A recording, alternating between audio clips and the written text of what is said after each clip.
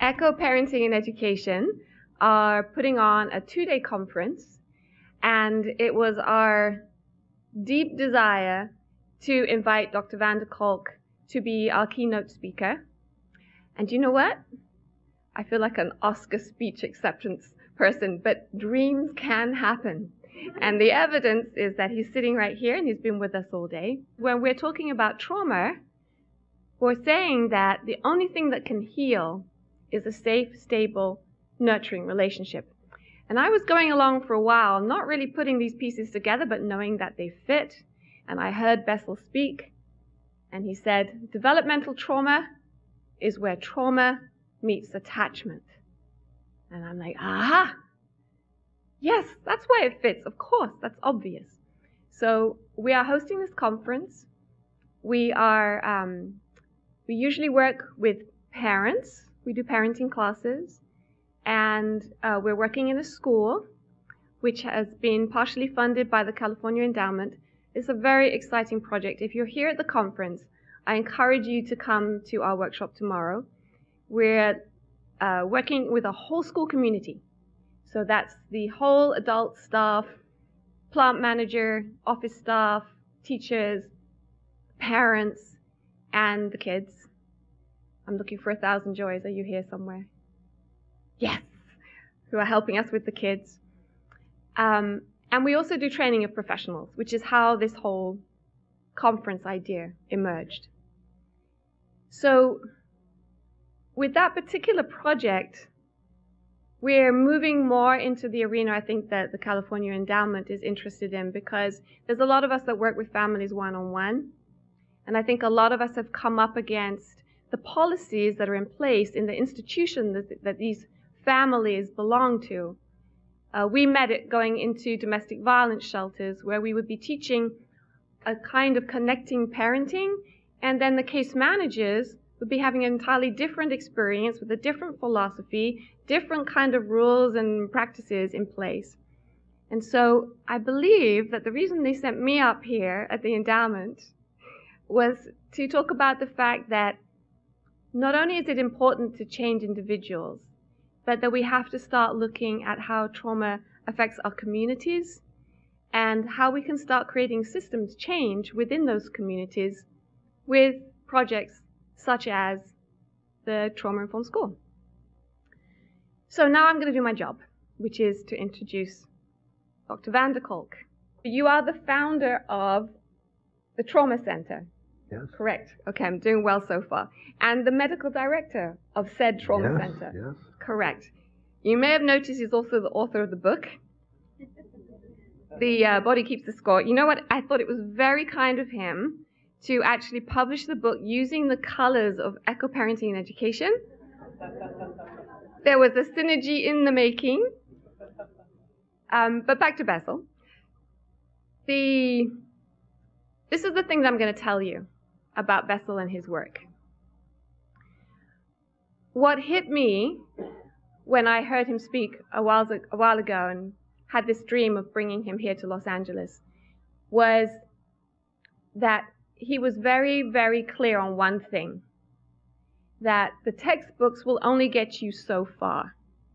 And in fact, being the provocative gentleman that he is, he told a room full of 400 therapists, you know, your license is only a license to malpractice.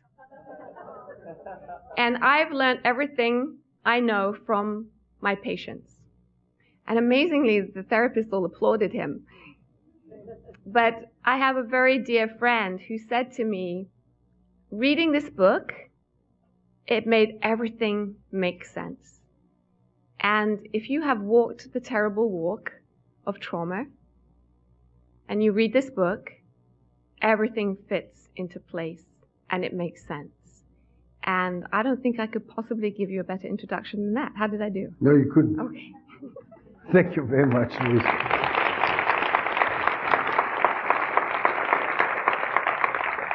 I know Los Angeles is a low-resource place, and you probably had nothing better to do than to come here tonight because there were not enough plays, movies, dance halls, etc. to come to. I don't know what you're doing here.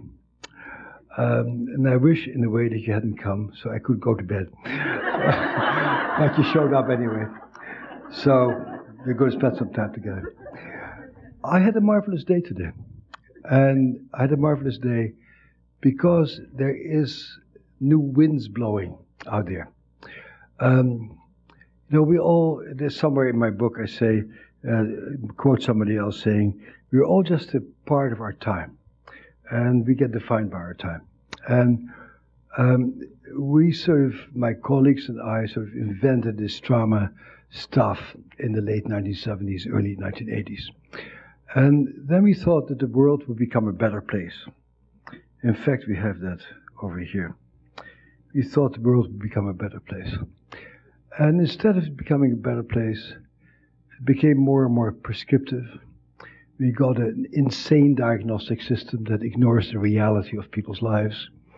We got an insane diagnostic system that ignores the fact that we are all parts of a large universe, that we are part of each other, that the way you behave affects the way that I am, and that most mental illness is a result of the environment and the individual being at odds with each other. And so in some ways, it didn't work out very well. And when we first discovered this issue of trauma, we had this wonderful, childlike, naive notion of the world that I see now again in my postdocs, who are wonderful, naive, and young, and lovely, and hardworking, and energetic, that they see that they can solve things. And so I thought by having this trauma stuff, that the world would become a better place. That notion came to an end in February 2003, when the US bombed the shit out of the city of Baghdad, because they were angry about what happened in 9/11, and killed 200,000 people who had nothing to do with the attack on the World Trade Center. For me, that was sort of the low point of my life and of my work. Because a few months before, I also had written an op-ed article in which I said, you can choose to go to war. Governments can just kill people. But I have to tell you, we know something about what it does to people. If you go to war, more people will kill themselves after coming home than will be killed on the battlefield, because it happens in every fucking war. You can go to war, but the people who come home, many of them it will be almost impossible for them to have loving, intimate relationships with their loved ones and their kids, because being at war tends to destroy that capacity in people. About half of the people who come home will become alcoholics or drug addicts, because after every other war, that's what happened. And so if you go consciously in this war and you really put it to people's minds, that's your choice. But the facts are that you will bring the war home to people's homes and families. And of course, it didn't make any difference. And that is the moment that I stopped being optimistic about the nature of our species. And then around that time, either shortly or after, there was this wonderful picture on the front page of the New York Times. And I have been to Jerusalem about 5 times. And Jerusalem is an amazing place. It's gorgeous, glorious. It's a city built on hate, where everybody hates everybody in the name of their own particular God. And when the first time I went to Jerusalem, the first thought I had arriving at the bus station there was, oh my God, people have been killing each other for 10,000 years or longer in the name of what particular truth they believed in. And their particular truth gave them a license to kill other people. And then I see this amazing picture in the front page of the New York Times of people of all these different faiths and sects talking to each other, smiling, and eating food together. And I think something amazing has happened in Jerusalem that promises that peace will come. Then I read the article underneath it. Why are these people together? Because Jerusalem is going to have the first gay march, gay liberation march, and all of the clerics band together to kill the gays. I go, yeah, that's the nature of our species. We are one crazy species.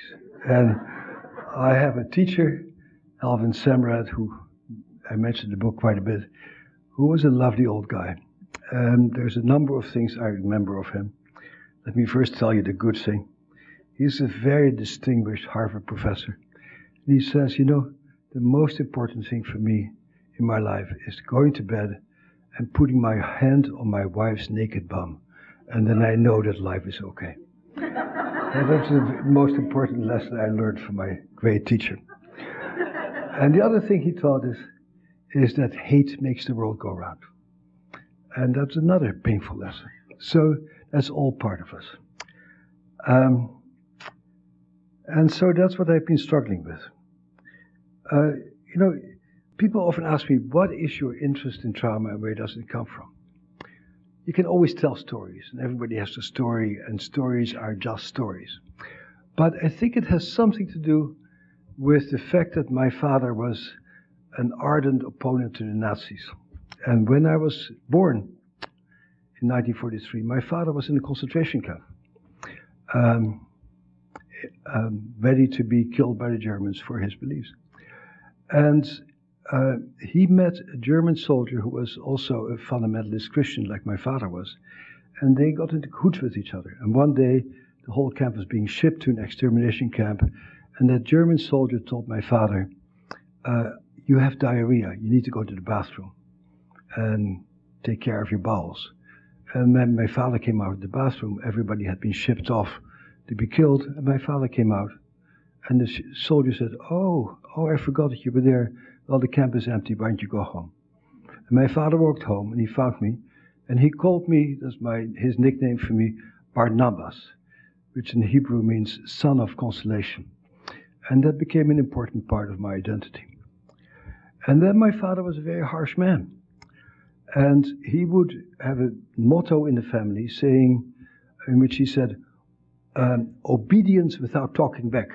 You have to absolutely do everything I tell you to do. And I was sort of a smart, alecky little kid. I was probably 3 years old. And I said, Dad, you sound like a Nazi when you say that. And they almost killed you. And now you behave like a Nazi yourself. And I think it was that very early curiosity about somebody who is willing to die for his beliefs, who then perpetrates the same thing on his own offspring. That made me very curious about all the contradictions in life. And I think it's all the contradictions that have kept me going and keep me fascinated, like this picture and stuff like that. And these were also the contradictions that got me into being interested in traumatic stress. So since this is sort of, I didn't quite know what we're doing here, but I think it had something to do with my book somewhere. I thought I'd just read you a few little passages from my book to give you an introduction. And this is how I got into traumatic stress. Chapter 1. The Tuesday after the 4th of July weekend 1978 was my first day as a staff psychiatrist at the Boston Veterans Administration Clinic. As I was hanging a reproduction of my favorite Bruegel painting, The Blind Leading the Blind, on the wall of my new office, I heard a commotion in the reception area down the hall. A moment later, a large, disheveled man in a large, stained three-piece suit, carrying a copy of Soldier Fortune magazine under his arm, burst through my door. He was so agitated and so clearly hungover that I wondered how I could possibly help this hulking man. I asked him to take a seat and tell me what I could do for him. His name was Tom. 10 years earlier, he had been in the Marines, doing his service in Vietnam.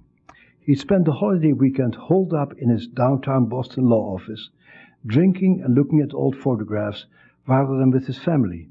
He knew from previous years' experience that the noise, the fireworks, the heat, and the picnic of his sister's backyard against the backdrop of dense early summer foliage, all of which reminded him of Vietnam, would drive him crazy. When he got upset, he was afraid to be around his family, because he behaved like a monster with his wife and his two young boys. The noise of his kids made him so agitated that he would storm out of the house to keep himself from hurting them. Only drinking himself into oblivion or riding his Harley-Davidson into dangerously high speeds helped him to calm down. Nighttime offered no relief. His sleep was constantly interrupted by nightmares about the ambush in the rice paddy back in Nam, in which all of the members of his platoon were killed or wounded. He also had terrifying flashbacks in which he saw Vietnamese dead children. The nightmares were so horrible that he dreaded falling asleep. He often stayed up for most of the night drinking. In the morning, his wife would find him passed out on the living room couch, and she and the boys had to tiptoe around him while she made him breakfast and take him to school. And he tells me a long story about how his father had been a soldier for Patton in the Second World War. And somebody showed a picture of Patton today as an example of treatment of traumatic stress. And I said, I don't think so. Slapping soldiers for cowardice was not really the right treatment for post-traumatic stress. But his father was in the Battle of the Bulge in Christmas of 1944, and he was the only survivor of his platoon. And he came back, and all he thought about was his friends who had died in the Battle of the Bulge in 1944. And he never was nice to his kids, because he was always comparing his kids with his dead comrades. And now his son had eagerly enlisted in the army in order to gain his father's love, and the same thing was happening to him, and he was also once again preoccupied with his dead comrades. And he had nightmares. And so what the story is about is that I knew about nightmares because I've always been a part-time scientist, and I worked in a sleep lab, and I had studied electrophysiology of nightmares. And so I heard his nightmares and gave him a drug to make his nightmares go away. He comes back a week later, and I triumphantly, as doctors do, expect him to be profusely grateful for the wonderful drugs I gave him. And I said, so how did the drugs work? How did my drugs work? And he said, I did not take your drugs because I realized that I need to have my nightmares because I need to be a living memorial to my friends who died in Vietnam. And that statement, which I can almost not say without becoming rather overwhelmed with feelings, was the opening of my career. Because I was so astounded that here was a person who, just like his father, got stuck on love. And we rarely think about love as being an antecedent of trauma. But this is something that we see pervasively throughout people's lives.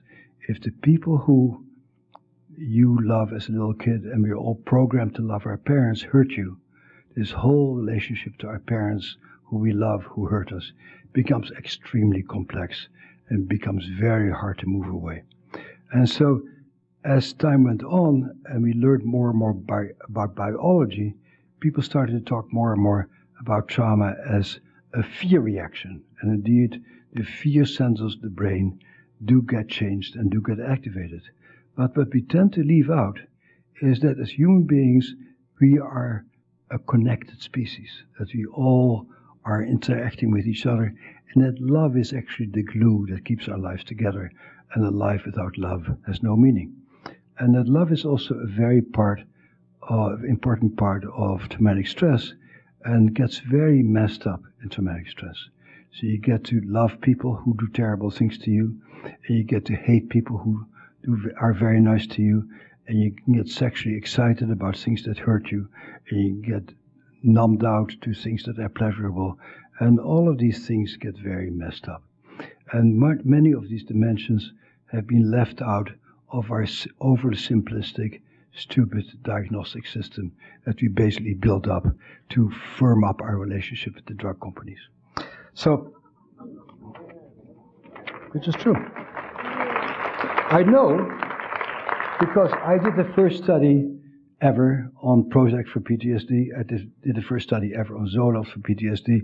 I was a very grateful recipient of the municipals of the drug companies. I loved doing drug research because it was early and it offered a lot of promise that drugs could make a significant difference. Drugs were not bad. Drugs can be helpful. I would be the last person to say never use pharmaceutical agents. They have their place. But what happened is that our culture changed. And we forgot about human beings, even as we started to be able to treat them maybe a little bit better with the drugs that we have. And so we lost our perspective in a way. And I think meetings like these ones are meetings that are meant to recreate our perspective. But it's a very complex issue, because the people who are eager to change their perspective tend to be people who are low people on the totem pole. Now, it's a very interesting issue about hierarchy. In my world, the people on the highest level of prestige are rat researchers. Because rats, things you can easily manipulate, they can really be scientists. So right now we have many articles by rat researchers who tell clinicians how to treat their human patients. It's an odd thing. I would really not tell rat researchers how to treat their rats better on the basis of what I know about human beings. But the hierarchical situation in our hierarchy is that if you have a nice little laboratory where you can really do things very cleanly, you are the better scientist than all of you who work with gang members, teenage pregnancy people, abused kids, because you are the low people on the totem pole. And so it's a very curious power issue. And part of what I hope to do with my book is to encourage you to take more power. And when people tell you to give your patients bullshit diagnosis, like oppositional defiant disorder or bipolar disorder, to say, no, I'm not going to do that, because that is nonsense. That's not what my patients suffer from. I want to be a real diagnostician. I want to really identify what my patients are suffering from, and not some stupid list that was made up by a bunch of people who run a laboratory but never see a human being in their lives. So these are very complex issues that get played out in very complex ways and have a lot to do with money and power, etc., etc. So good luck to you. So this is the end of this chapter. In the 3 decades since I met Tom, we have learned an enormous amount, not only about the impact and manifestations of trauma, but also about ways to help traumatized people find their way back. Since the early 1990s, brain imaging tools have started to show us what actually happens inside the brains of traumatized people. I happen to again be lucky and be at the right time in the right place, and my group did the very first neuroimaging study ever about traumatized people, and we found some very interesting findings. And what did we find on that first neuroimaging study is that when people remember their trauma, their whole frontal lobe goes offline. So the whole part of their brain that has to do with thinking, figuring things out, and telling you what's right and wrong goes offline. The speech center of the brain goes offline. There's a big hole in the speech center. It's as if people have a stroke in Broca's area. And so people who are traumatized become dumbfounded. They are struck with speechless terror. That happened to show up on the very first neuroimaging study of trauma. That's interesting, because therapists tend to be people who love yakking and love talking. I love to yak also. I'm also a yakker, and I think that telling people your internal truth is terribly important. But when you come to the very core of your trauma, you're speechless.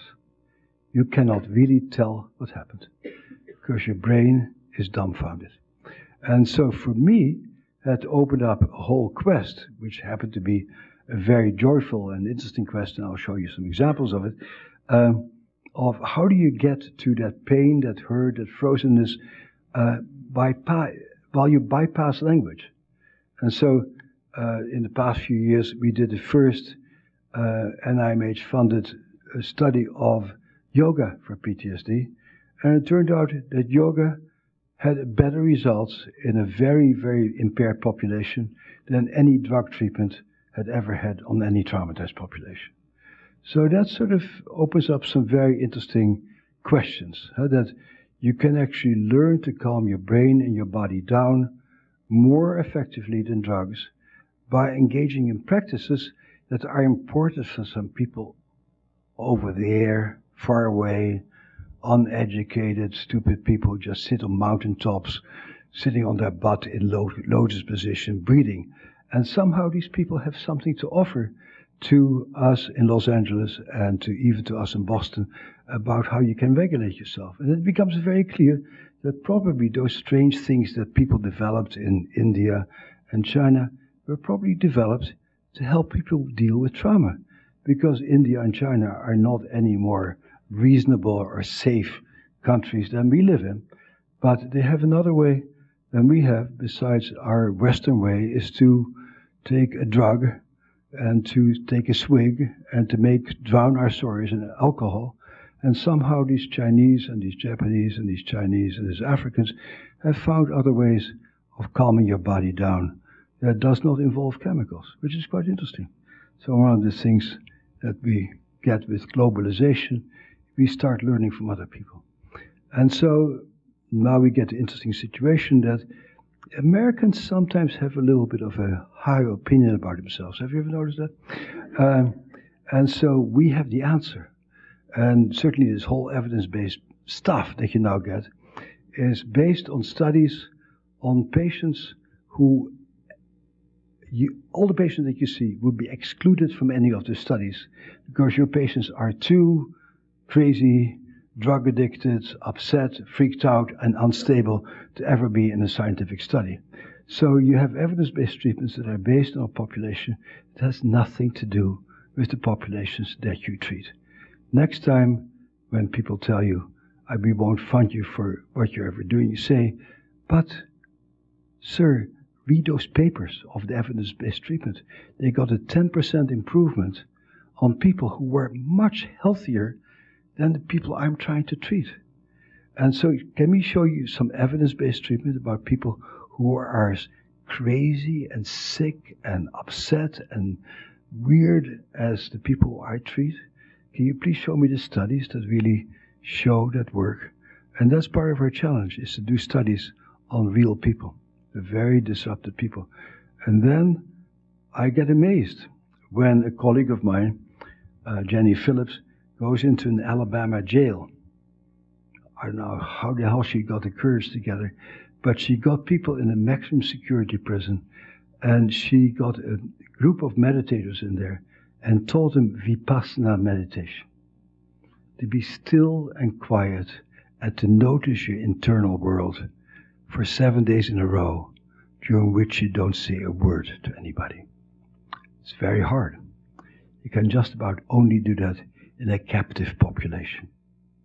But after 7 days of shutting up and just meeting your internal demons and feeling yourself, from what I can see from all the case reports and the movies I see, these people had real outcomes. The sort of outcomes we rarely get to see in our clinical practice. So now, is Vipassana meditation the thing you should do? And should insurance companies pay for it? It's up to you to ask for them. I won't do that for you. I'm working hard enough as it is. So it's complex. So the next piece I say here.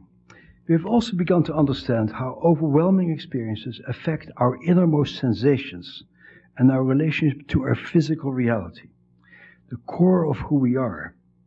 We have learned that trauma is not just an event that took place sometime in the past. It is mainly an imprint left by that experience on mind, brain, and body, most of all the body.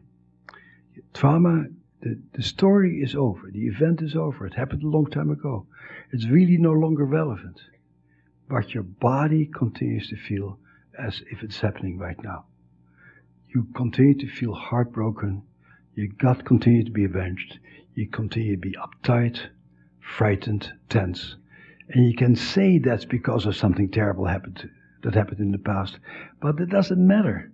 Because right now, when I talk with you over a cup of coffee, I'm terrified. And that's the issue, not the fact that my dad made it bitten me as a 4-year-old. Right now, I cannot have a cup of coffee with you because I start having diarrhea when I look at somebody. That's the issue. And so the trauma lives on in your body right now. And so our challenge is, how do we help people to befriend their bodies, to love their bodies, to feel safe inside of our bodies?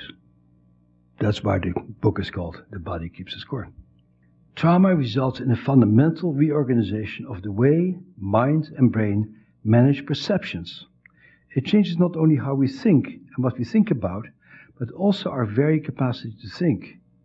We have discovered that helping victims of trauma find words to describe what happened to them is profoundly meaningful, but usually not enough.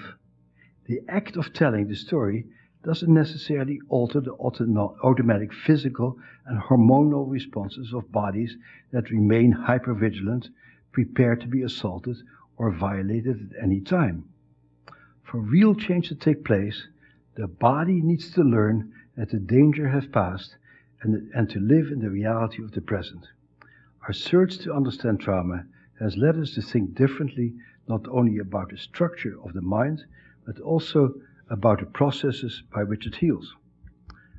And let me illustrate that. It's a nice British movie. So it's an English soldier who was in Bosnia. Most people in America don't know about the war in Bosnia. Most people in America don't know that we have been at war since 1745, basically, during the French and American and the Indian War. We have been invading other countries incessantly. We have been killing people. We have been killing slaves. We are a murderous country. And so I happened to be in Belgrade when the bombing occurred. Bill Clinton was bombing the Serbs. The Serbs are very bad people, except for the Serbs who I stayed with, who were lovely people.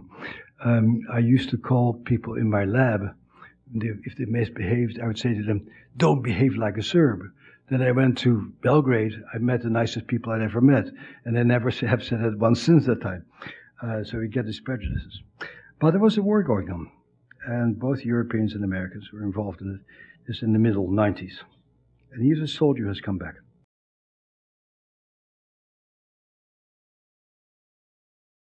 And look at the way that this old lady moves through the store. Pavlov used to call this the instinct of purpose.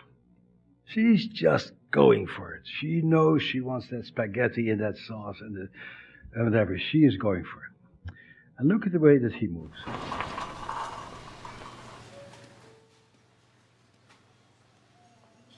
Shuffling. Not clearly directed.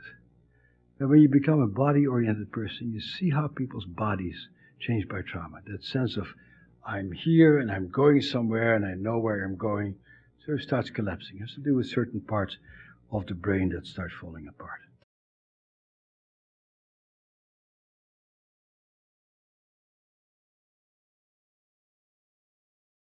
How many people here have seen couples or parents and children fight in supermarkets or other public places? How many of you go over there and intervene? A few of you. So it's interesting. So, but what we're talking about here, and that's actually when after I finished the book, I thought, so what have I really left out, or what are the great challenges? That's one of the great challenges. Is the issue of the attractors in the mind. What turns you on? Where do you go? What sounds do you respond to?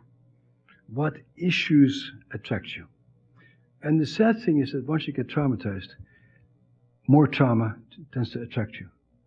And, I knew that I was really all well when I came back to Boston from California 2 weeks ago. And the snow in Boston right now is twice as hard as the car. Every street is a corridor of snow. And I came back to Boston, we came back to Boston, and we marveled at the beauty of the mountains of the snow. And so there was enormous pleasure in seeing the amazing industriousness of people who had dug out a few of the cars, about a quarter of them. Most of them were buried under mountains of snow. And the fact that people had made little holes and the fire hydrants were opened up. And we just walked night after night through Boston, marveling at this amazing landscape. Somebody else might have walked through it, cussing all the way, hating it, and not sending it. So some people's minds love stuff, and other people's minds hate the same thing. Some people's minds said they'll figure it out when a mother and a daughter are fighting, and other people's minds have an immediate need to intervene and to do something. And so one of the sad things about being a traumatized person is that trauma stuff keeps having a lot of control over you. You keep going back there. You interpret a lot of things in terms of victimization and getting taken advantage of, rather than saying, oh, that guy has a bad day, or that guy has about 50 million things on his mind and he just happens not to have room for me today, and to pass it by. And so how do you change that mindset? We don't know at this point.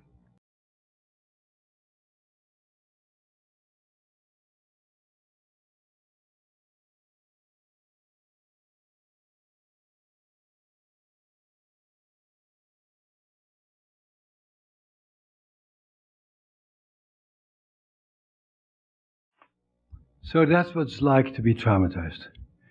You keep reacting in a way that is upsetting to other people, that embarrasses you, that's out of tune with your surroundings.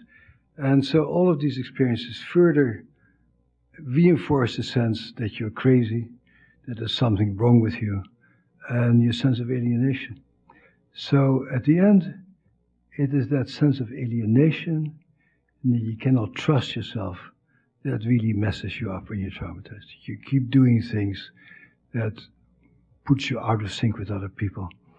And so people become more and more ashamed of themselves, more and more embarrassed, and more frightened, and lonely, and cut off from the human race.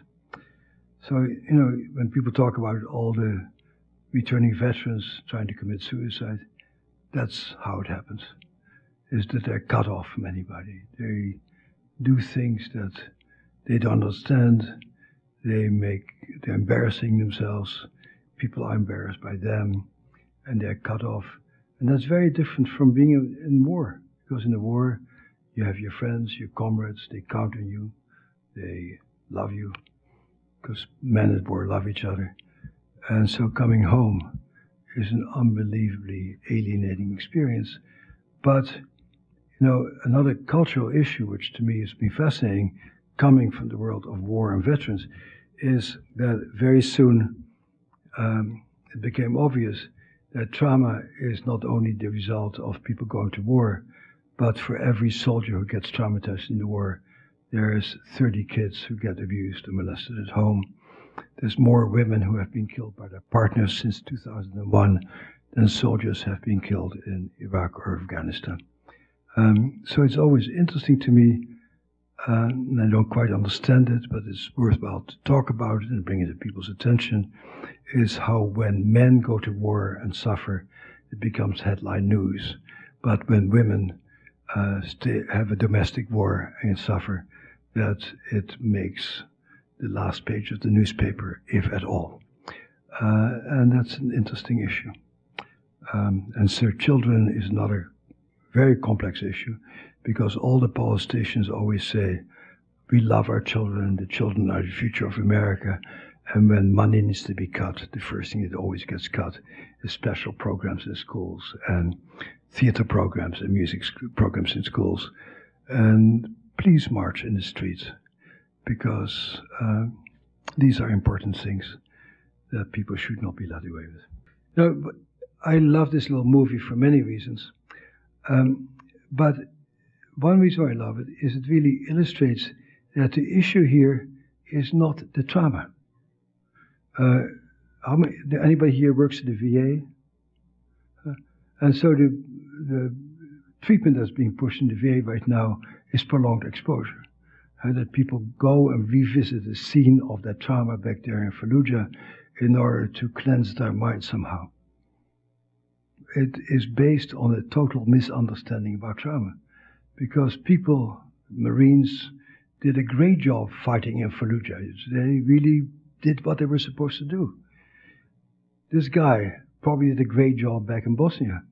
He doesn't need to go back to Bosnia to relive that over again. He needs to be taught supermarket therapy, so he can walk to a supermarket and feel peaceful and be intrigued with all the different brands of cereal you can buy. Because the brain is changed, so you cannot do that anymore. And, I don't have time to go into that, but we actually know how to do that these days. and we can actually rewire people's brainwaves so they can be present and to be focused, but you can also do it with meditative techniques and yoga like that. And so it's all about helping people to be fully alive in the present. So revisiting the past is interesting.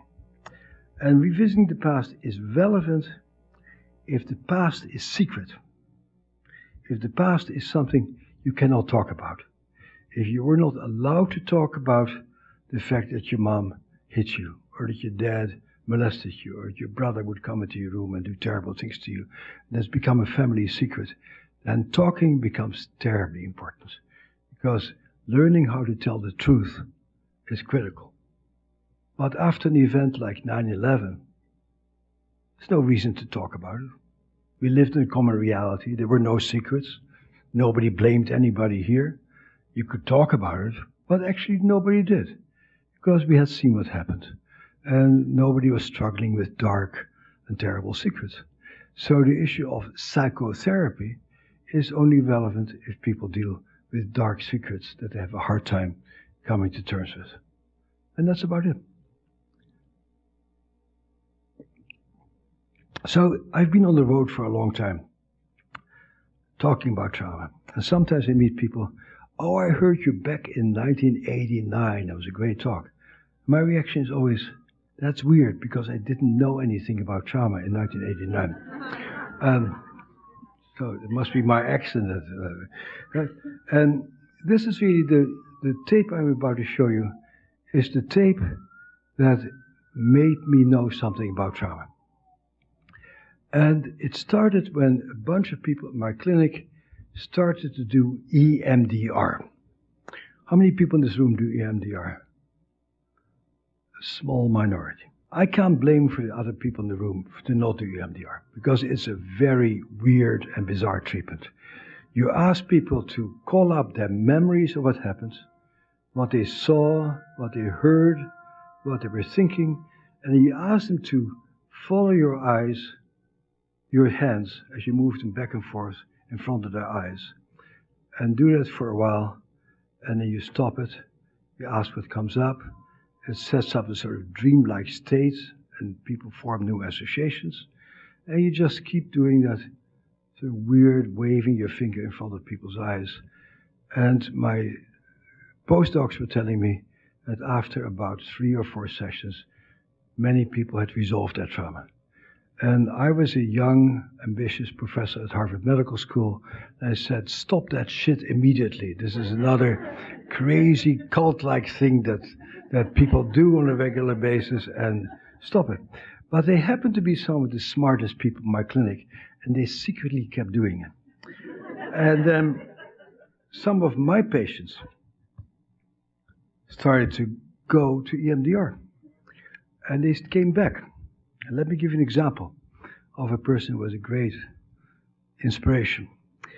I had a patient who was a PhD psychologist who ran a group home for sexually abused adolescents who also herself had a history of sexual abuse.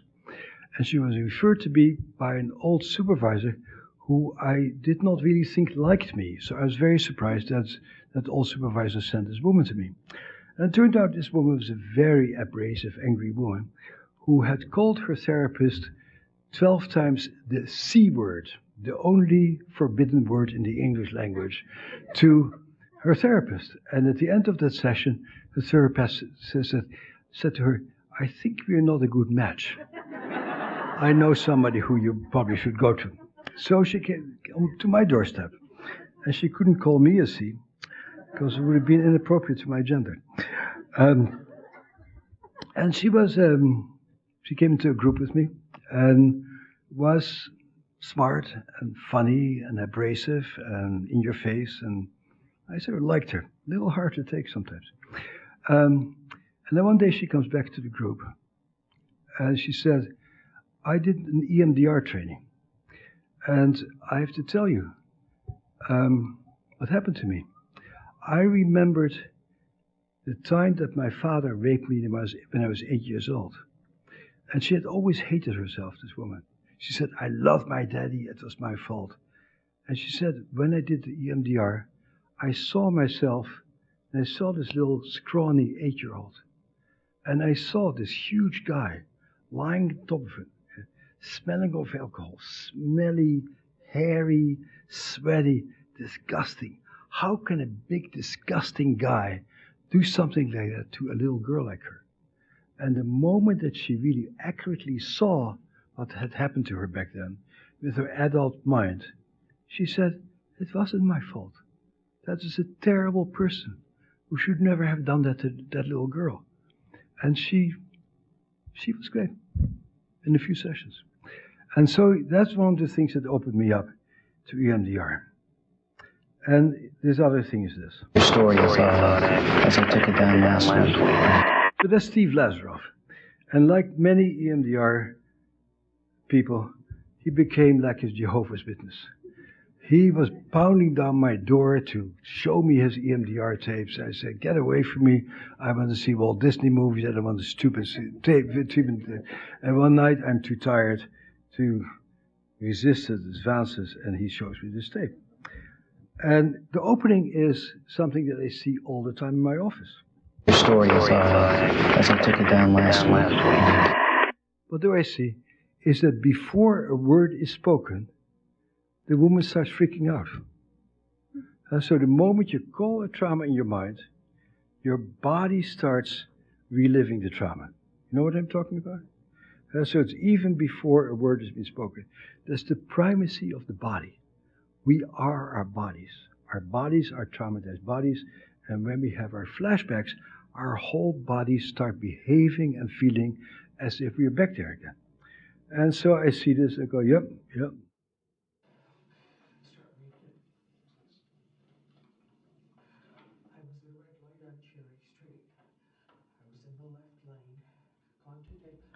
Now that's a typical reaction to trauma, and I'm really angry with Steve for ruining my Saturday evening with another person who starts telling their trauma story and gets only more upset by doing so.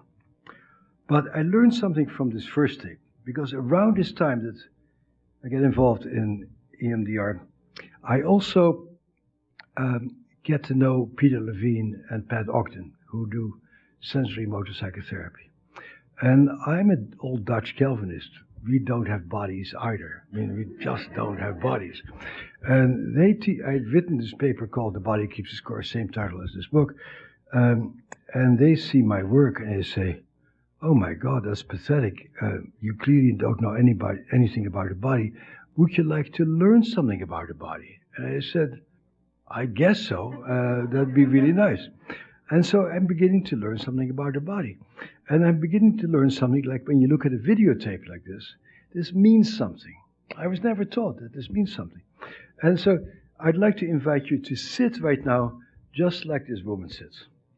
So just assume her position. Her shoulders are up, her butt is slightly lifted from the chair, and go like this, and now say, it's a wonderful evening in Los Angeles. Okay? And so I'm beginning to learn something. It's a long story, and it actually, I didn't write it in the book. Some good stuff got left on the cutting room floor. And that is that some very important research has been done, that the way that you hold your body determines how you feel. When you sit like this, you will be an uptight person. Everything you do will be uptight, your thoughts will be uptight, you'll hate yourself, because that you cannot feel joyful. And what the same person, her name was Nina Bull, also discovered, is that when you hold your hands like this, you may want to do that, because that's the gesture of joy. Now try to feel like shit. And you can. So very simply, that the way that you hold your body, to a large degree, will determine what will happen in your mind. Little unknown piece of research done in 1951 and 1952. There's people back then, of course, didn't know anything. But I wish that people would still know that. Because you could help a lot of people to get a lot better if you help them to actually assume body positions that have to do with power, enjoyment, etc., etc. So, I'm mad at Steve and say, okay, enough. He says, let me show you a videotape of what happened at the beginning of my third session. He's had 2 sessions of EMDR. And by now, I'm a good enough body person. I think that's remarkable. It's a different person. And again, I would like to invite you to assume the body posture of this woman. And I'd like you to put your hands like this, your shoulders back, and show me your sternocleidomastoid muscle, this muscle over here, which I've been looking for all day, because Darwin taught us back in 1872, I like these old dead white guys, that this muscle is your muscle of curiosity. And when you're curious about something, you stretch this muscle. In traumatized people, this muscle is never activated because traumatized people are profoundly non-curious because the whole world is a threatening place and you always sit like this. And so, seeing a person sit like this, and again, assume this position, and then, I bet like many of you, like I, like art. When I go to Europe, I go to the Louvre or the British Museum or the Rijksmuseum in Amsterdam or the Los Angeles Museum. And in white European art, you never see somebody sit like this. You always see people with lances and plumes and stuff sticking out. That's sort of Western way of dealing with the world. And indeed, we did conquer the world as Western folks with our lances and our plumes. But then you go to other parts of the world like Thailand and Japan and Taiwan and Bali, and people sit like this. And now sit like her. Put your shoulders back. Breathe in the top of your lungs. Take out your neck. And now think about how much you hate Dick Cheney.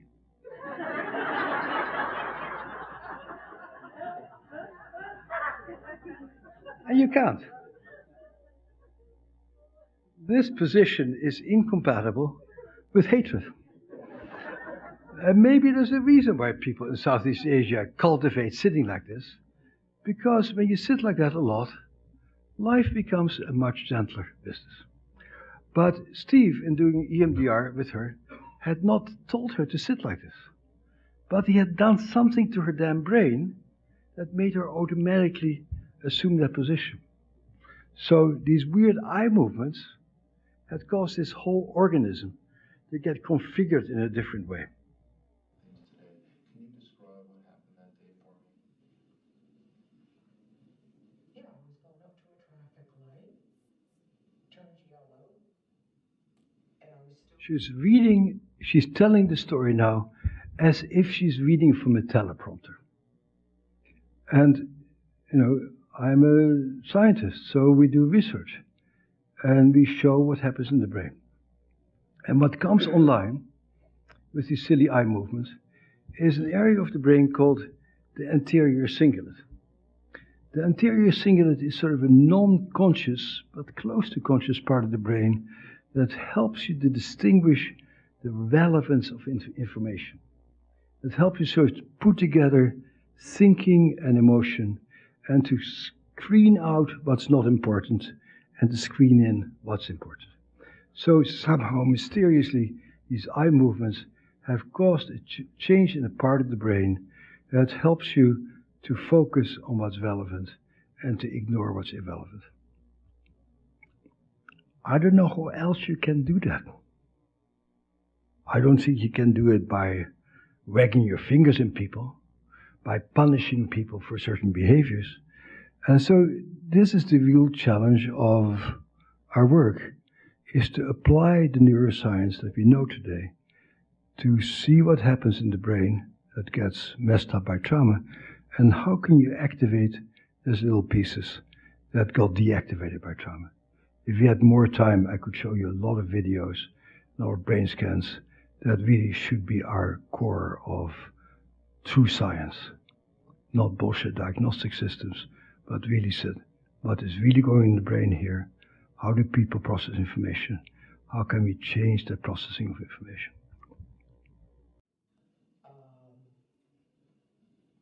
Stopped behind the white line.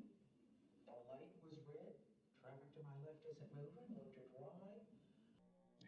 And so that's how I've lived my life. When I see something where I go like, wow, this is different from anything else. First time happened with Prozac, the second time happened with the EMDR, the third time happened with yoga, the fourth time happened with neurofeedback, where I saw results that were absolutely different from anything else could achieve. I said, okay, I'm going to spend the next 10 years of my life figuring this piece out. And so I went to NIMH. And because I had done the first Prozac studies, I said to Mr. NIMH, I would like to compare the most common drug for PTSD, Prozac, with this crazy eye movement stuff. And they gave me a substantial amount of taxpayer money to do the study. And we enrolled 100 people in the study.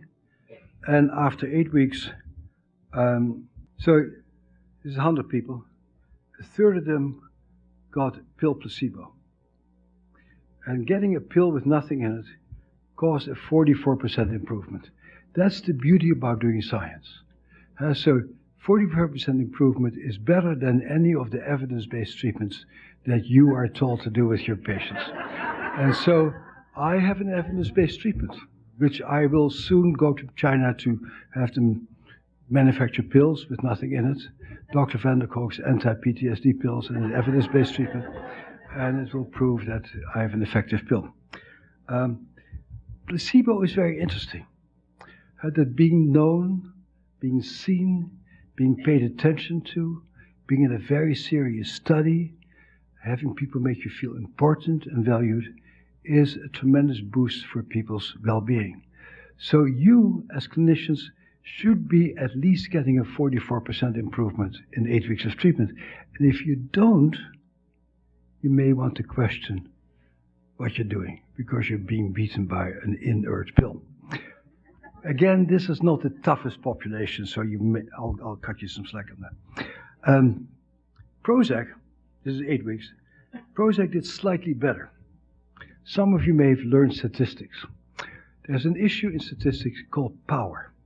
That the power of a study has to do with the number of people involved in the study, determines how statistically significant you can make something. If you have a small people with 100 people, a difference of 2% doesn't have the statistical power to be significant. If you have a lot of money, like in all the studies I did for the drug companies, and we enrolled 300 or 400 people, you have a lot of power. And you can make a small difference statistically significant. So science, to a large degree, belongs to the people who can have the most money, because small differences become more and more important the larger your sample size. So if you do art therapy, it's unlikely you can muster $1 million for a study, and it's going to be very hard to show how statistically significant you are. We'll talk about it when you do a study, and I can be a consultant. Prozac did much better. And so after 8 weeks, we told people to go home, and we said, we'll see you in 2 months, do whatever you want to do. And 2 months later, the Prozac people were a little bit worse.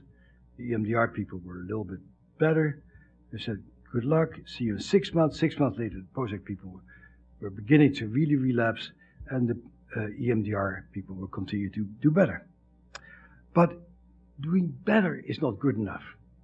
After seeing this EMDR tape, or after seeing the neurofeedback that I showed some of you this afternoon, you don't want people to be just feeling a little bit better. You want people to be cured. You want people to say, it's over. And so we have a measure, which all of us use in this field, of when people are cured. And it turned out after 8 weeks of EMDR, 1 out of 5 people said, I'm cured. 1 out of 7 Prozac people. But 2 months later, 28% of the EMDR people say, I'm cured. And none of the Prozac people. So Milton Erickson used to say, once you kick the log, it keeps flowing. Once you open up that road to liberation, your own mind might be able to do the work. 6 months later, 60% of our EMDR people are completely cured without any further intervention, and none of the Prozac people. This, at this point, still to this day, but maybe not for long, is the most successful outcome study in PTSD ever. And so we do this study, and I'm cheering and jumping up and down, and I say to my colleagues, we'll make the front page of the New York Times science section, because this is a major thing with major economic implications, because it shows that 8 weeks of a trauma-focused treatment is more effective than drugs. And in the long range, it's much cheaper to treat people for 8 weeks than to keep them on medications forever. So I'm all cheerful and optimistic, because I'm still youngish at that point, but not for long, because Joseph Spinazzola, who now is the executive director of my clinic, then still a young student, says, but Bessel, we wiggled our fingers in front of people's eyes. The New York Times is not going to take that seriously. And indeed, before we did EMDR, and I told my real scientist colleagues, I say that EMDR is a kick-ass treatment. And he would say, so nobody's done the science. We don't know how it works. We don't know whether it works. And I said, okay, I'll do the science. So I did the science, and now I told my colleagues, EMDR is a kick-ass treatment. And my colleagues said, I don't believe it. I said, so before we did the study, it was a scientific question. Now that we have done the science, it becomes a religious question. So you want to play it any way you want to. But this actually is true all the time. People tend to be more led by their opinions than by facts.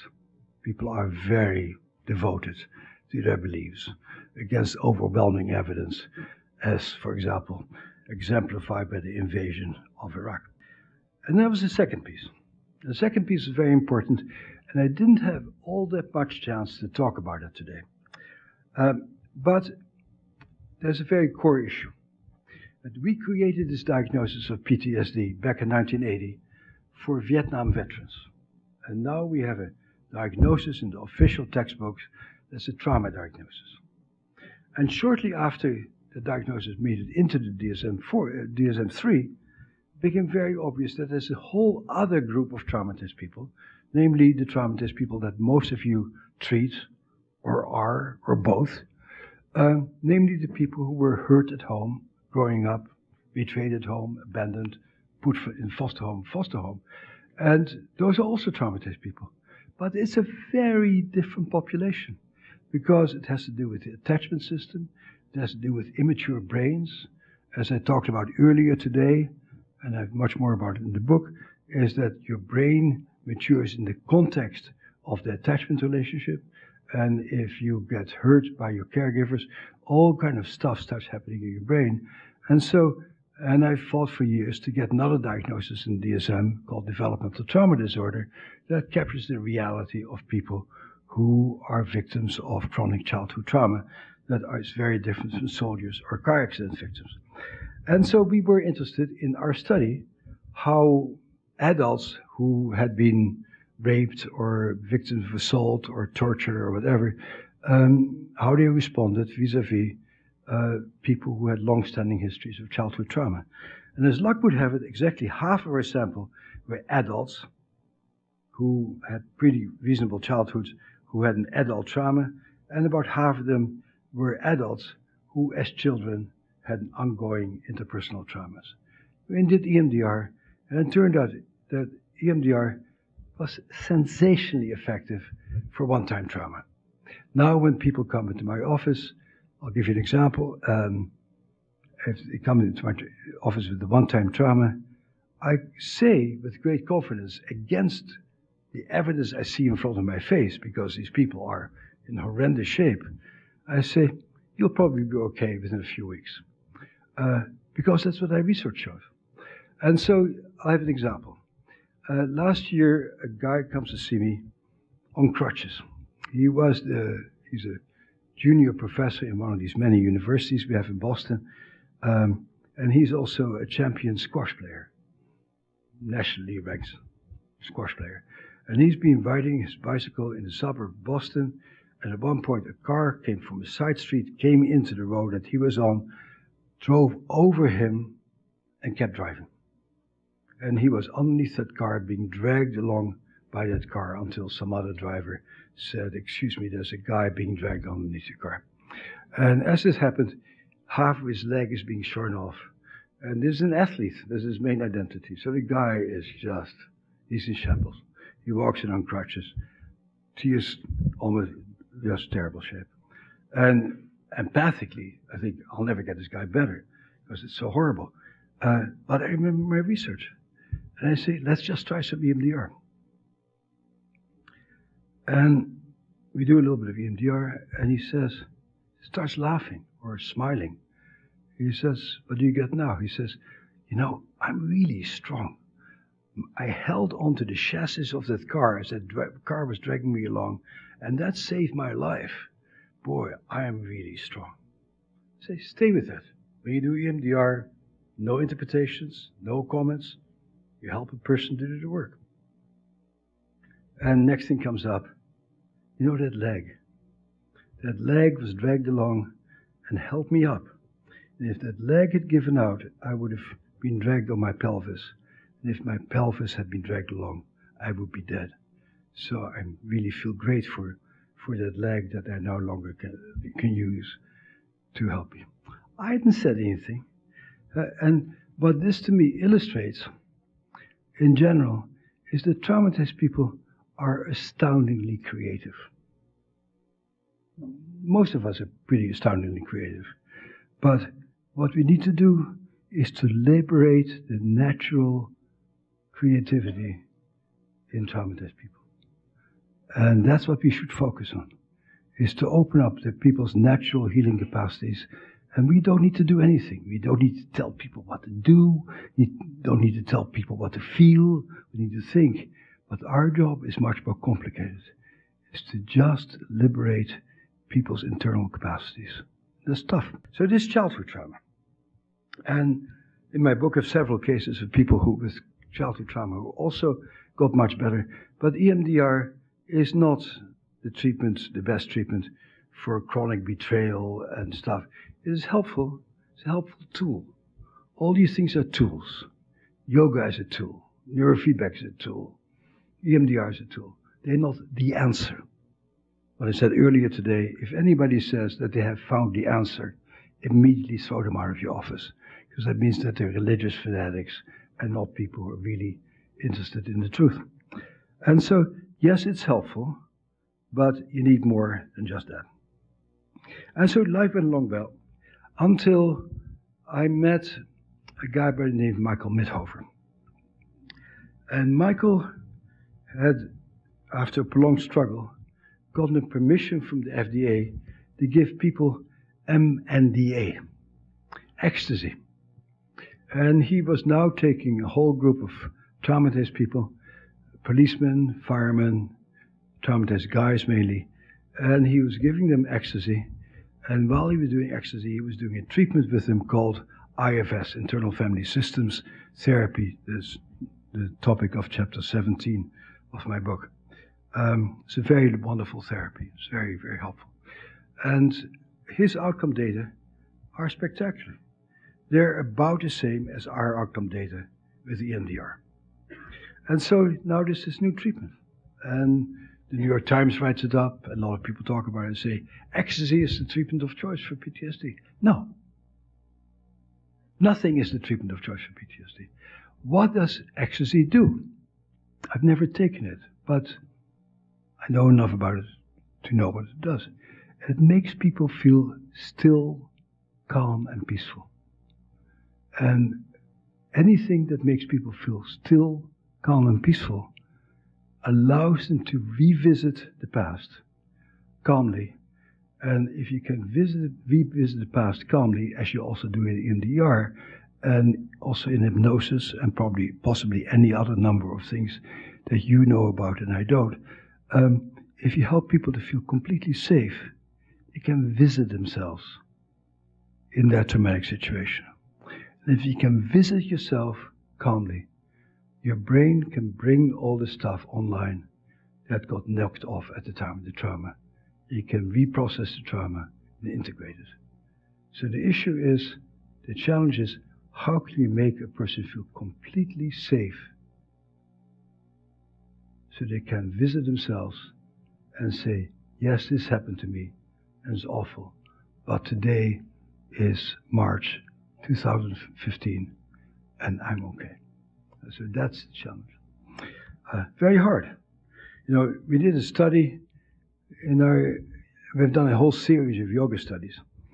And in one of our first yoga studies, we had people hooked up to a physiology monitor. And because we wanted to show that yoga changes certain physiological parameters in the body. And indeed, in non-traumatized people, during Shavasana, the end stage of yoga, where you lie united with the universe, totally calm and peaceful, that people had very nice, beautiful, stable physiologies. And then one day, my research assistant walks into my office because she's been analyzing the physiology data during Shavasana, and she says, "Oh, Bessel, we totally messed up the study. I get nothing but muscle artifacts, and we can not read these people's physiology." And I say, that's data. And that's the beauty of doing science. You learn stuff from your failures. Because during Shavasana, you're supposed to be totally calm and totally safe. And what we found is that during this stage, traumatized women continue to move their muscles as if they were being attacked. And that to me brought home this very complex issue, is how do you make a severely traumatized person feel completely and utterly safe? And that is really the great challenge. So, I have this conference every year. This year is the 26th year. The brochure is out there. If you ever want to go to Boston after the snow is melted, it's a glorious place. At the end of May, we have a conference. This time is for the 26th year. And I invite every year leading neuroscientists, leading attachment researchers, and people who do kick-ass trauma interventions. And we get together for 3 days and do all that stuff. And this year we have another amazing year. It's a great job to have, is to just invite a bunch of really amazing people and say, would you like to come to my conference? They always say yes. And I get to hang out with wonderful people for a few days. So one year we have Joe Ledoux come to visit us, the neuroscientist. And he shows us this slide. And that comes from his work. He published this in 2001, right after the attack on the World Trade Center. And so he says, if this is the brain, and the brain is faced with threat, the first thing that threat hits inside of the brain is the LA, the lateral nucleus of the amygdala, meaning the smoke detector in your brain that tells whether something is dangerous or safe. Happens all the time. Here's some vague air conditioning, my amygdala hears it, it says, that's okay, don't worry about it. You hear another sound, it says, that's okay, don't worry about it. But certain things that my amygdala interprets as being safe, you may not interpret it as safe.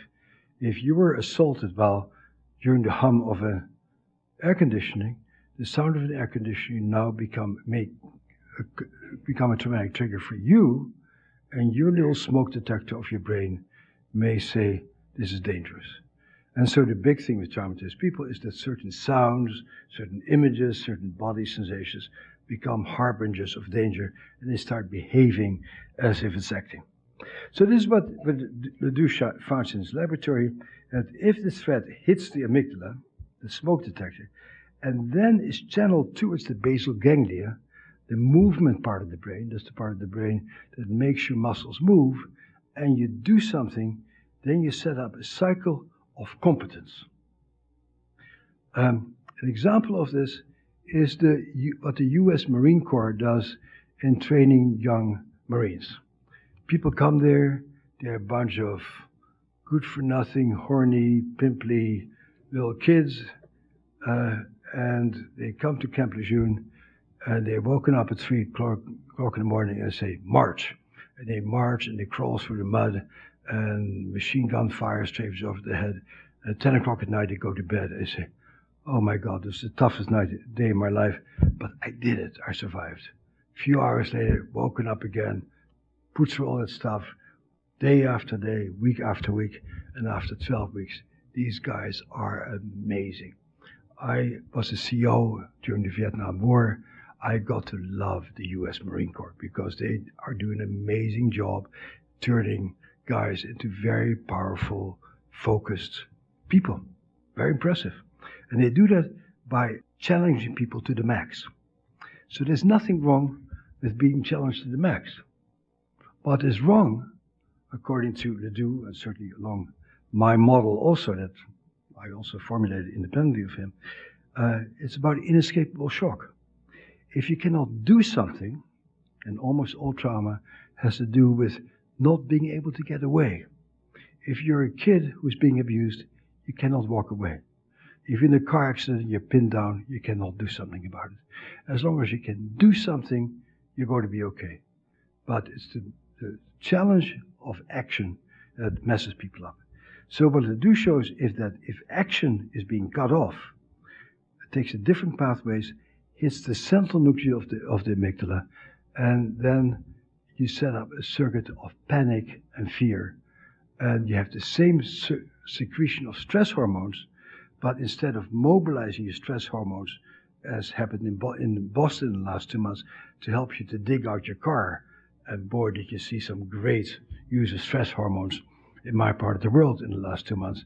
Instead of using your stress hormones to do something, you use your stress hormones to become panicked and fearful.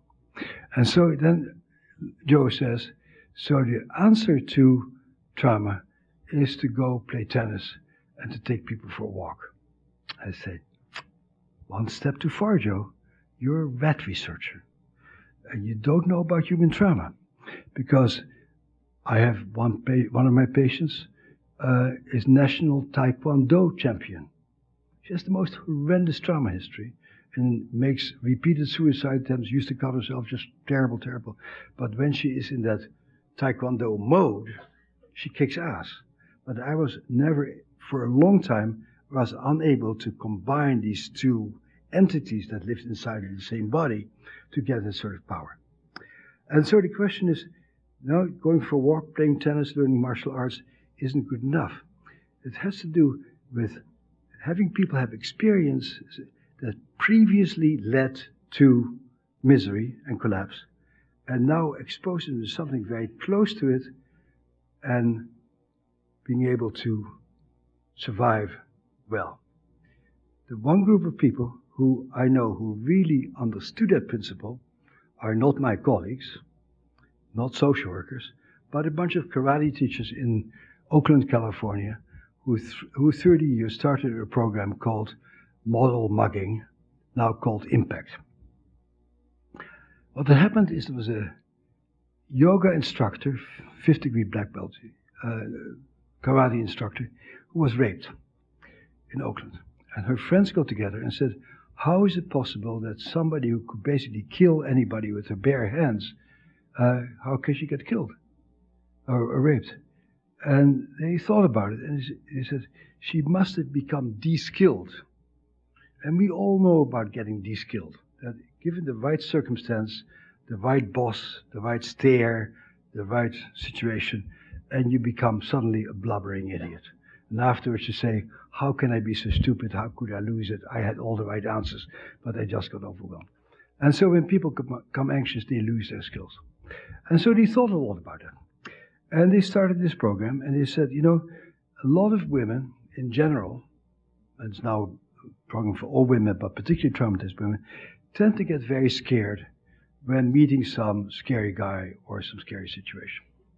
And so what we need to do is to teach these traumatized women mindfulness and to not lose it.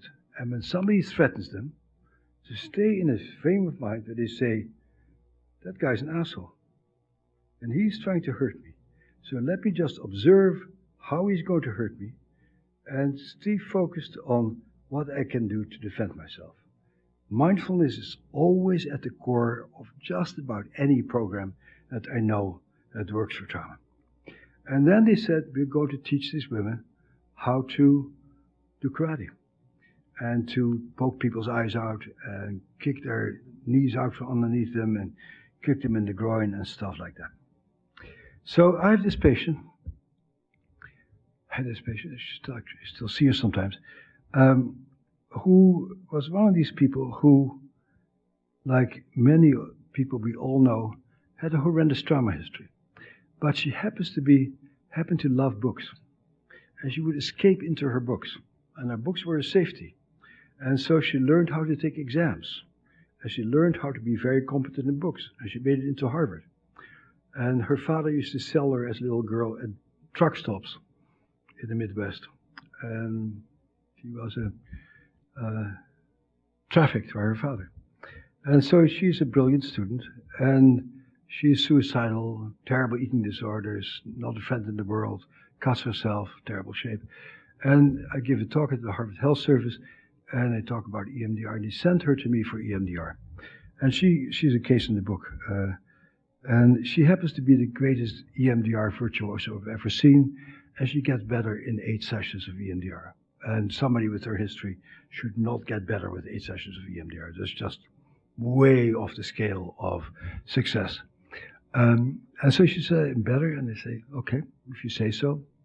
Good luck, goodbye, you have my number, if anything's up, call me up. And so she calls me up 2 months later and says, Bessel, I've never had a friend over. I've never cooked dinner for anybody. I've never had a consensual sexual relationship. I don't know nothing. And so how can you help me to get a sort of cobble a life together? And I say, well, Judy Herman runs groups for people with histories like you, so you should go in a group with her, meet other people with your histories, get some intimacy going with other women, and maybe you should go to the model mugging program and learn what you feel like in your body. And so this is her graduation tape from her model mugging program.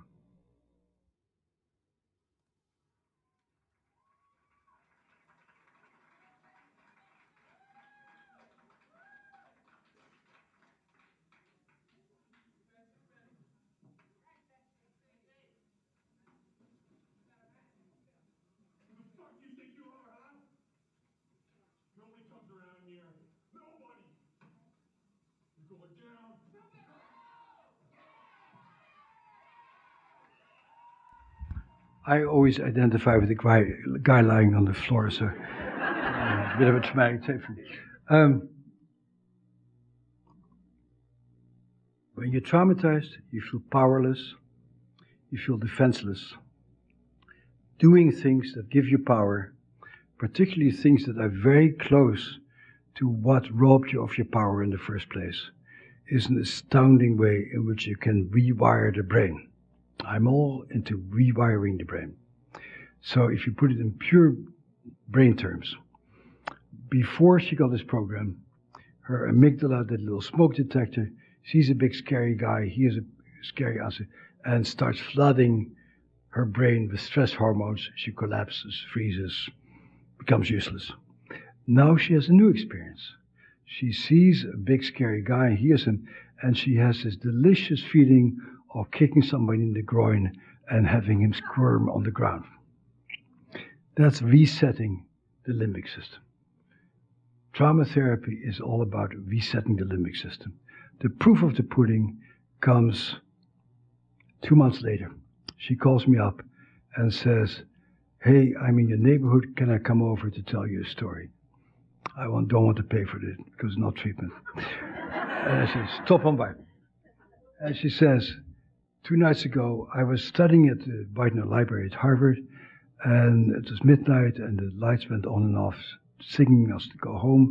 So I put my books under my arm. I started walking down Oxford Street in Cambridge, and about 3 blocks down, near Wendell Street, 3 guys jump from behind bushes and say, bitch, give me your money. You know what I did? I went like, okay, guys, I've been trained for this. Which one of you would like to take me on first? And they ran away. And so I never got to really prove my skills. That is trauma therapy. I have to show you one more little thing, because it's important. Another thing from Joe Ledoux. If that fear center is in your animal survival brain, over here, what Ledoux shows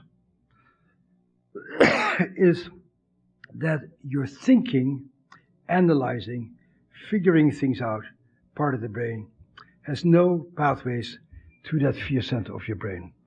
You cannot talk yourself out of hating Dick Cheney. You cannot talk yourself out of, you shouldn't feel this way. You shouldn't love that guy. Ever tried to talk yourself out of being in love with somebody? All your friends say, don't be in love with this guy. And you say, I know. But it doesn't work. Huh? Because your rational brain has no access to your emotional brain. It absolutely baffles me that the most important treatment that's being taught to all social workers and psychologists, particularly in America, is CBT, to become a rational person.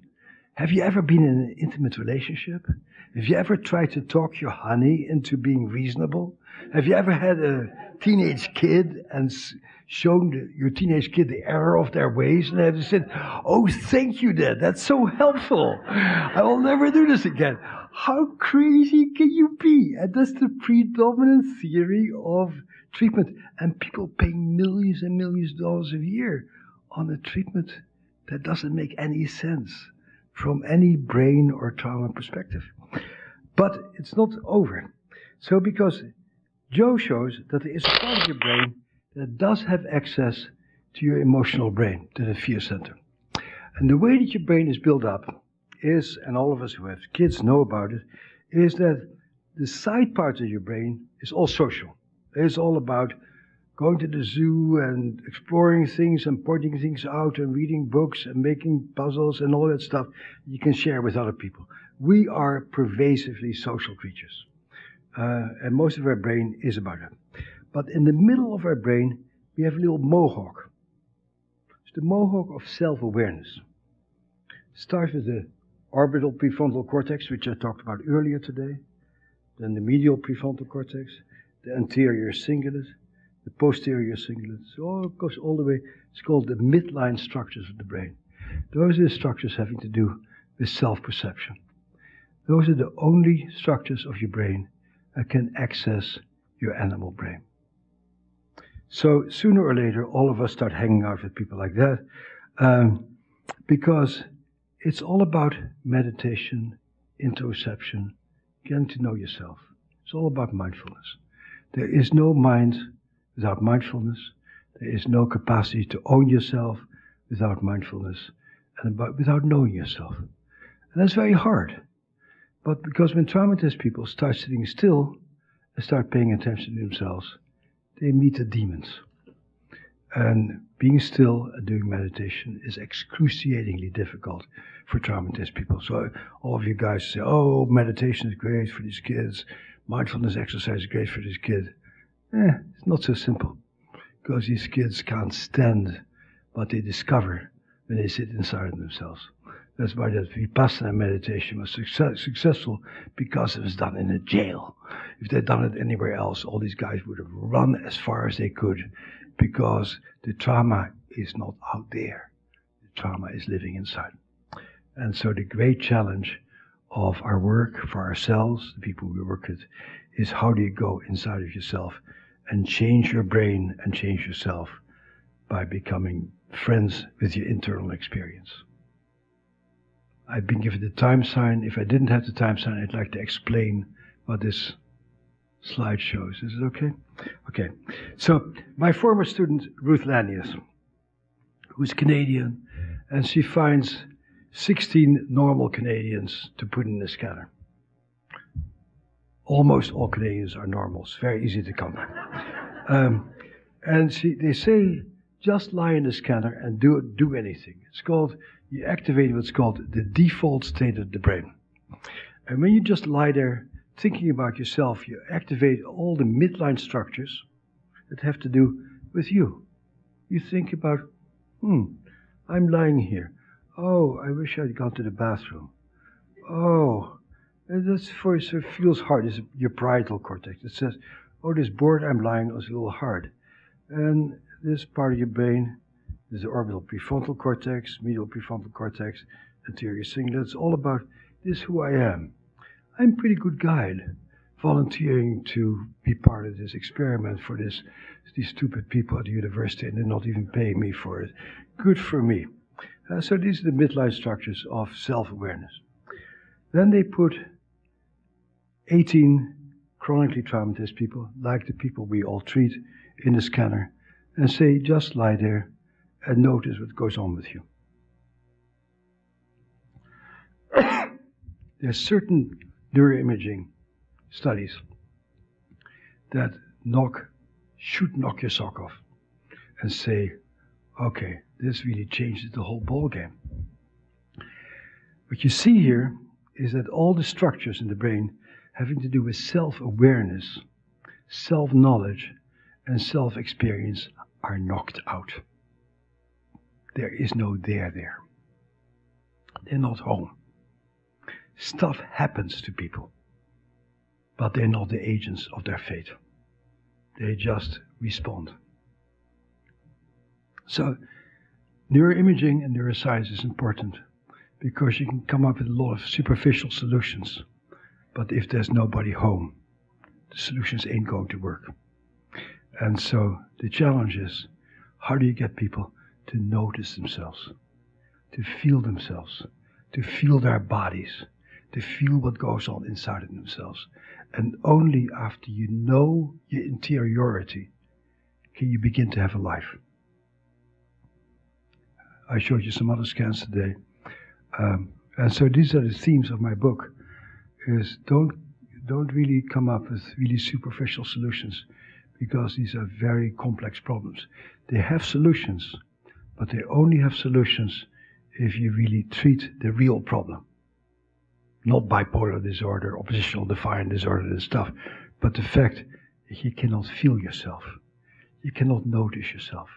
That you're not aware when you have to go to the bathroom, because that part of your brain is not there anymore. When something happens and you suddenly blow up and you don't know why, because the signals in your body were absent when you were doing that. So, that's all I have to say for today. Now I'm going to go to sleep.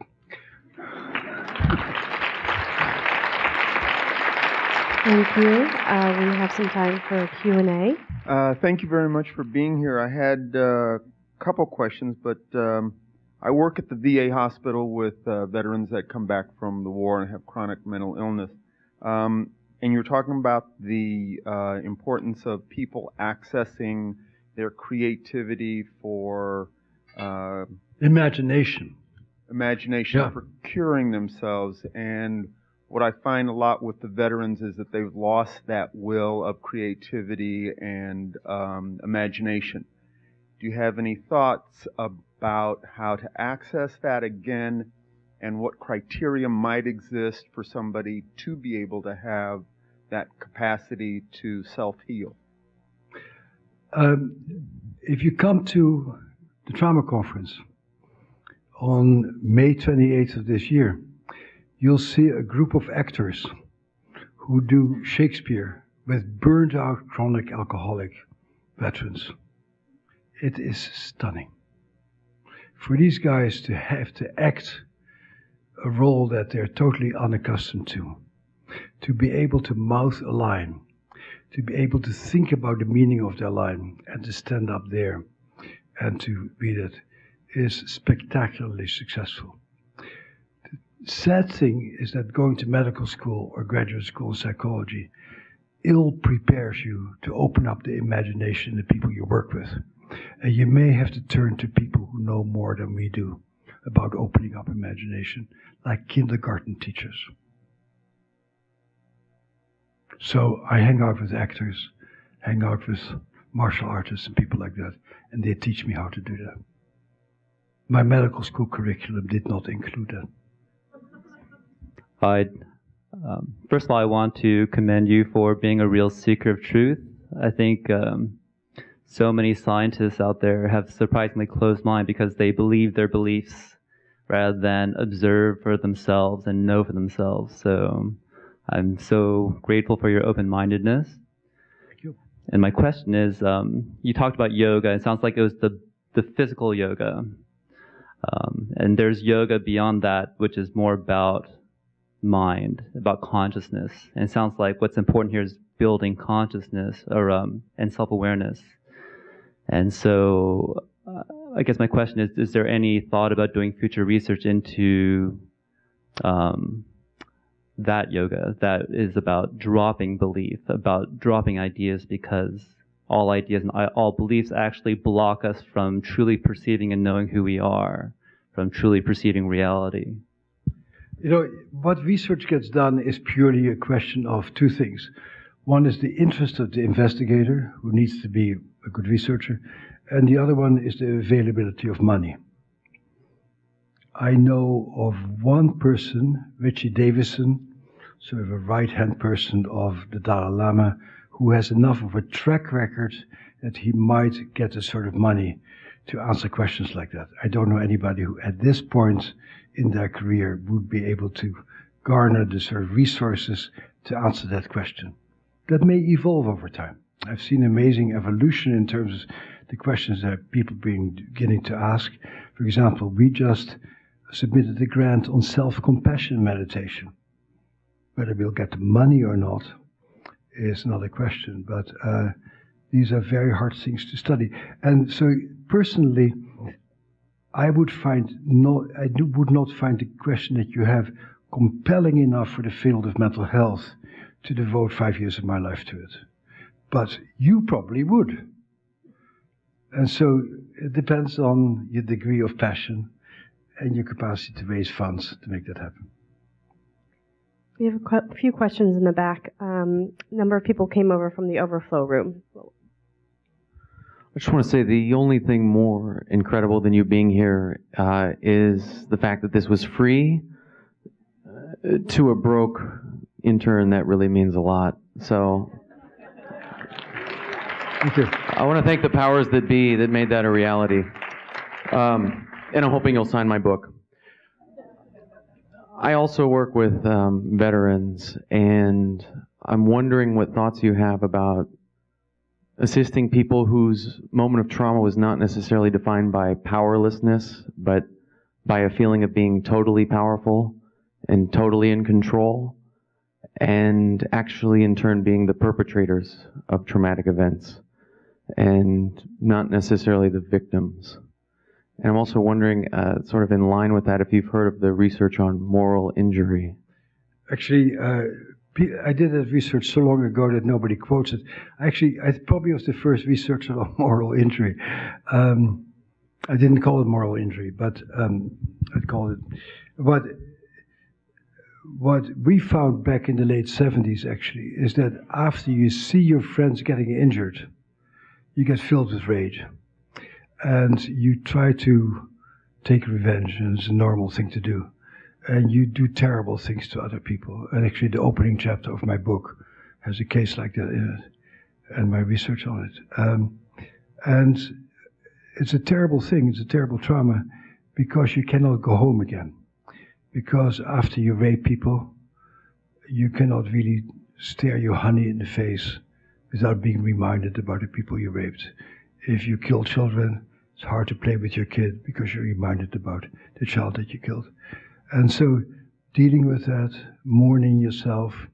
The best book that I know about it, the book that really touched me very deeply, is a book by Carl Malentis, What It's Like to Go to War. You know it? I think what he writes about his own journey back is astounding, actually. And if I were involved in the VA, I would say make that required reading for everybody. But it's a long journey, as you can see. A journey of penance and of forgiveness, self-forgiveness. But it's a very important issue.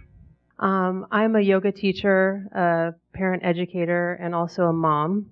So my question kind of relates to my experience. I teach pre- and postnatal yoga. So I'm curious if you've thought about trauma in the womb and mother's traumatic experience as it relates to the unborn child. And the second part of the question, or second question, you could choose whichever makes sense. You talked about adult brains and like a one-time trauma versus developmental trauma. And I just wondered if you looked at immature brains and sort of like a big shock trauma. You know, we only have one life to lead, and we can only pay attention to that many things in the 70 or 80 years allotted to us for productive work. So I've decided to focus on stuff that happens after the womb. there are some data. If we had had more time, I might have showed the data from my friend Rachel Yehuda, who studied all the women who were pregnant in the World Trade Center on September 11th, and what happened to their biology and the babies and the biology of their babies, and how their genes got changed. And there's a woman in Sweden by the name of Öhman who's studying that also. So there are some people interested in doing that. But I'm like many people in this room. I'm working with traumatized kids and adults, and I have my hands full with what I'm doing without stretching it even further. So I don't have anything to say about it. It's an interesting topic. Yeah. Okay, thank you.